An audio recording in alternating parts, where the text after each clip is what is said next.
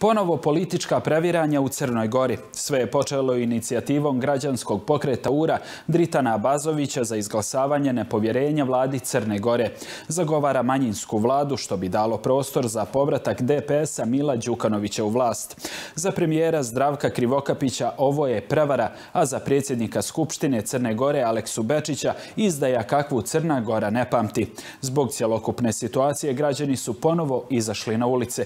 Ovoga puta brane izbornu volju građana, kojom su prije godinu i po rekli ne više decenijskoj vladavini Mila Đukanovića.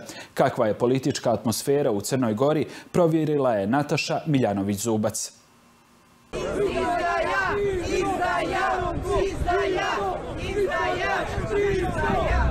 Protesti iz večeri u veče slika je sa glavnih trgova i ulica crnogorskih gradova.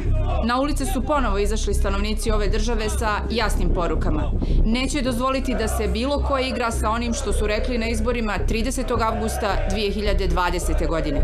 Želimo da se vladajuća većina dogovori zajedno sa ministrima i sa premijerom da se ne izigrava narodna volja od 30. augusta 2020. Ovo nisu politički protesti, već protesti isključivo upućeni u borbi protiv DPS i njegovog povratka na vlast. Lideri vodeće, koji su sačinili ovu vladu, moraju se dogovoriti. U suprotnom, ovaj narod je spreman da izađe na ulice, da napravi blokadu gradova. Najoštriji, najgori kriminalni režim Mila Đukanovića smo poslali u prošlost, tako da i ovi, ako se ne udostoji, ne budu stavili na stranu građana i radili za interes građana, da će oni biti debela politička prošlost. Koliko ne bude ispunjeno ovo što vi tražite? Neka idu izbori, vanredni. Ovi ljudi koji ponovo na kiši, snijegu i niskim temperaturama pokazuju da svoj stav neće mijenjati, odlučni su da će istrajati i da će ih biti sve više, ne bude li njihova volja poštovana. Podršku su im pružili i ministri vlade Crne Gore koji su uz premijera Zdravka Krivokapića, kao i političari partija skupštinske većine koji su na istom političkom kursu. U toku je najveća izdaja od uvođenja višestranačja u Crnu Goru, dakle dijelovi parlamentarne većine, govorimo o političkim partijama Dritana Abazovića, URA i Socijalistička narodna partija, to jest vrh te političke partije, rade na toj nevjerovatnoj izdaji veličanstvene pobjede 30. avgusta prije 2 godine, izdaji, kad govorimo o SMP-u, litija, kad govorimo o SMP-u, vrhu SMP-a, izdaji mitropolita Amfilohija, sve to u ovom trenutku kockaju i planiraju da URA 4. sljedećeg mjeseca glasa zajedno sa DPS-om, a da nakon toga ubrzo, i to je plan, Socijalistička narodna partija uđe u tu takozvanu manjinsku vladu koju će podržati DPS. Smjenu vlade Zdravka Krivokapića potpisao je 31 poslanik. Inicirali su je većinom Albanci i Bošnjaci, ali i poslanici čiji je mentor Milo Đukanović.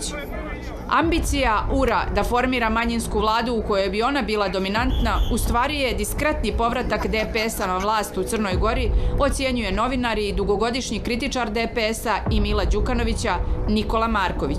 Takva manjinska vlada ne može funkcionisati bez podrške Demokratske partije socijalista i mislim da je to revitalizacija političke karijere kako Mila Đukanovića, tako i njegove partije.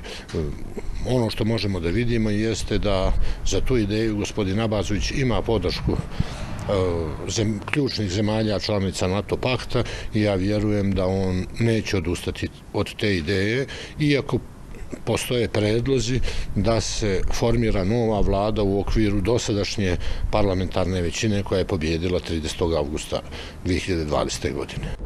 Marković ocjenjuje da će SNP, odnosno njen predsjednik Vladimir Joković, odigrati ključnu ulogu u raspletu zamršene političke situacije koja je i u ovim hladnim zimskim danima uzavrela tlo Crne Gore.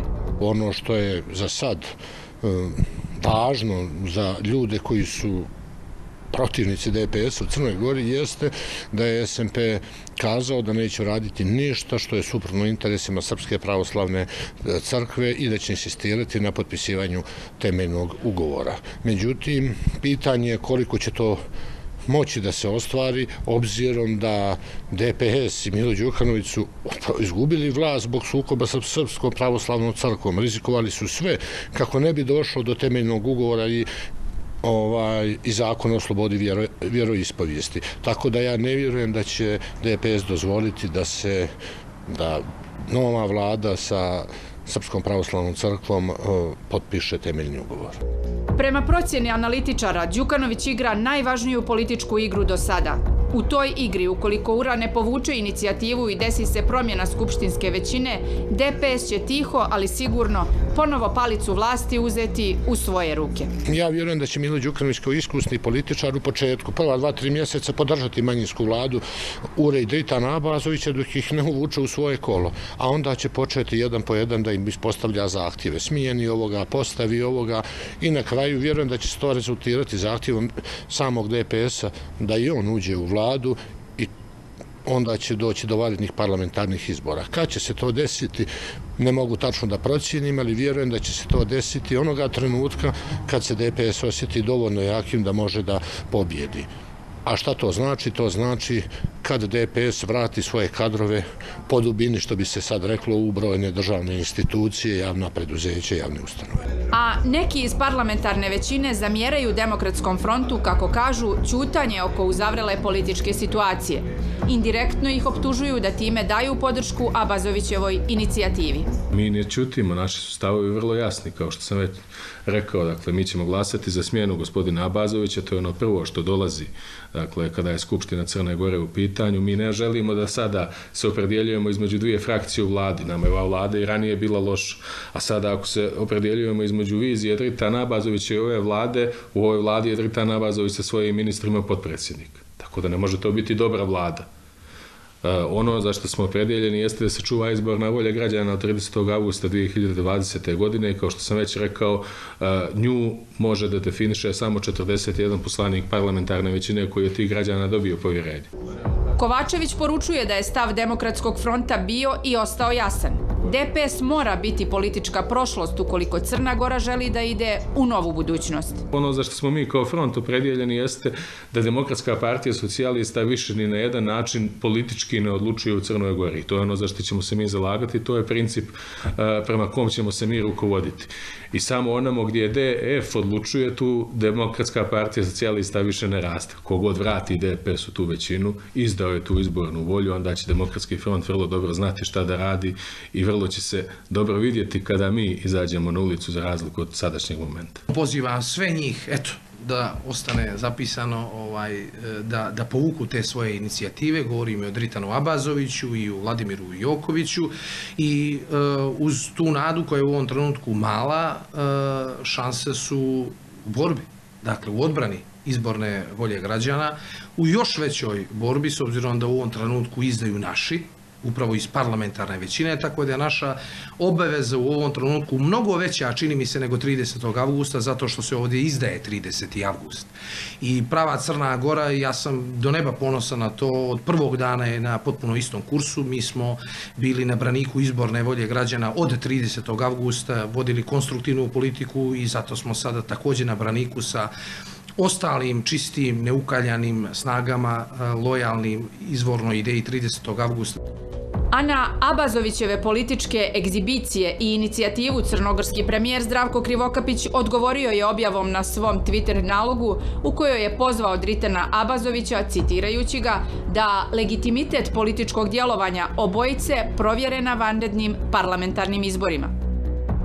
Na istoj društvenoj mreži predsjednik Crnogorske skupštine Aleksa Bečić poručio je da će mu biti čast da bude smijenjen zbog ideje koja je narodna, a ne mafijaška volja. Izdaja, prevara, političke igrarije ili možda nečiji naum da se od manjinske vlade dođe do one u kojoj za Srbe mjesta biti neće, a bolje budućnosti za sve građane Crne Gore još manje, pokazat će naredni potezi. 4. februara trebalo bi da budu riješene nedoumice oko aktualne političke situacije u Crnoj Gori.